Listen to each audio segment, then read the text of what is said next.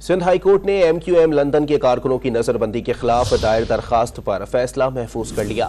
अदालत की जानिब से केस का आज ही फैसला सुनाए जाने का इम्कान है। मजीद जानते हैं डॉन न्यूज के नुमाइंदे शफी बलोच से। जी शफी, आज की अदालती कार्रवाई से मुतालिक आगाह कीजिएगा।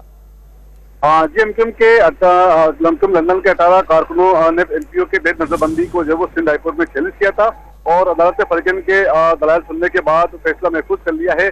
आज किसी वक्त भी फैसला सुनाए जाने का इम्कान है।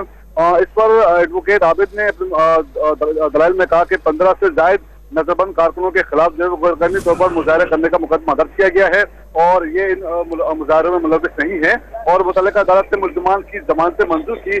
पुलिस IG सिंध की सिफारिश पर MPO के तहत जो है वो इनके मुवक्किल को जो नजरबंद किया गया है और इस पर सरकारी वकील ने मौके पर इख्तियार किया कि नजरबंद होम डिपार्टमेंट से रुजू करके दरख्वास्त दे और मामला जल्द निपटाया जाएगा।